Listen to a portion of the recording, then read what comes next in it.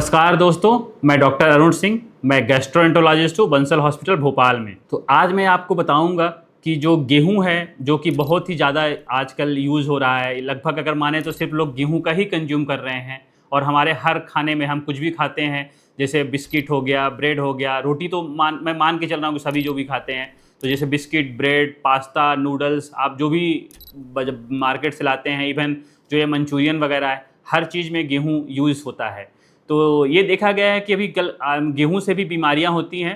पहले मतलब अपने भारत देश में ऐसा मानते थे कि गेहूँ से, क्योंकि एक तो वजह ये हो सकती है कि पहले इस देश में गेहूँ का कंजप्शन बहुत कम था, तो इसकी वजह से बीमारी पता नहीं चलती थी। लेकिन आजकल हमें इसकी वजह से कई सारे हमारे पास मरीज आते हैं जिनको गेहूँ से समस्या होती है।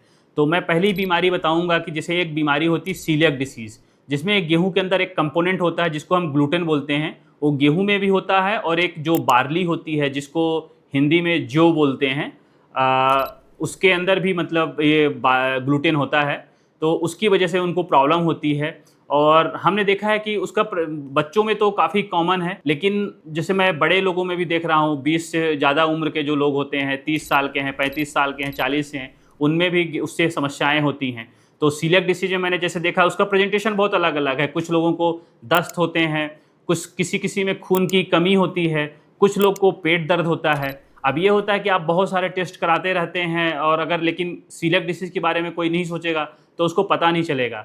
तो अगर आपको जैसे ये कोई भी परेशानी, अगर आपका ग्रोथ नहीं हो रहा, आप वेट गेन नहीं कर पा रहे हैं, मतलब आप वजन आपका काफ़ी कम है, जैसे जो बीएमआई होता है वो 18 से कम रह रहा है, या कि आप दस्त से बहुत परेशान हैं लंबे समय से, या कि आपका हीमोग्लोबिन जो है 12-13 से कम आ रहा है, तो ये जो सारी समस्याएं हैं, या कि कुछ लोगों में ऐसा भी देखा कि ये सारी समस्याएं नहीं होती लेकिन उनका पेट फूला रहता है, जैसे वो बोलते हैं कि मुझे गैस हो रही है या पेट दर्द हो रहा है। तो ये सारी समस्याएं सीलियक डिसीज़ में होती हैं, जो उसका हम टेस्ट करते हैं, और उसका जो मेन कारण होता है वो गेहूं का कंजप्शन होता है।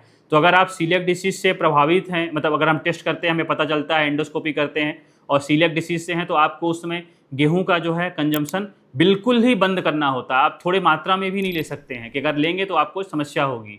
दूसरा है कि दूसरी बीमारी होती है जिसको हम बोलते हैं नॉन सीलियक ग्लूटेन सेंसिटिविटी।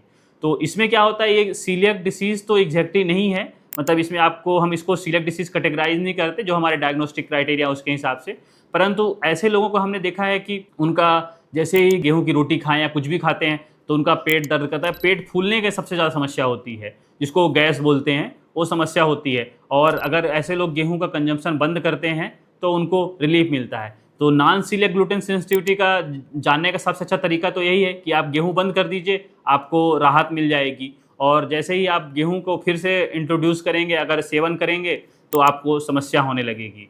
तीसरा हमने ये देखा है कि जो पहले के समय में लोग हर तरह के अनाज को सेवन किया करते थे, जैसे ज्वार है, बाजरा है, चना है, इवन मक्का हो गया, और अलग अलग तरह के अपने फूड को थोड़ा सा डाइवर्सिफाई करते थे। आजकल लोग केवल गेहूं का ही सेवन कर रहे हैं। तो मैंने तो ये भी नोटिस किया है कि इवन जो मेरे को ऐसा लगता है, अभी आल्दो ये प्रूवन नहीं है, हो सकता है भविष्य में प्रूव भी हो जाएगा, कि जो इवन लोगों को जो डायबिटीज़ हो रही है, या कि मतलब जैसे इवन फैटी लीवर वगैरह भी जो हो रहा है, क्योंकि ये इसका भी गेहूं की बजाय केवल सिर्फ गेहूं के कंजम्पशन करने से ज़्यादा होता है। तो मैं आप सभी को सजेस्ट करूंगा कि अगर आप सीलियक डिसीज आपको नहीं भी है, और even non celiac gluten sensitivity भी नहीं है, तो भी आप गेहूं का कंजम्पशन कम करें, और अपने खाने में चने को ऐड करें, ज्वार करें, बाजरा करें, इतने अच्छे अच्छे फूड हैं, मिलेट्स आप ले सकते हैं, और इवन मक्का है। तो इस तरह का आप सेवन करें, तो अगर आप गेहूं का सेवन कम करेंगे तो आपको इन सबसे राहत मिलेगी। धन्यवाद दोस्तों। अगर आपको ये वीडियो पसंद आया हो तो लाइक और शेयर ज़रूर करें।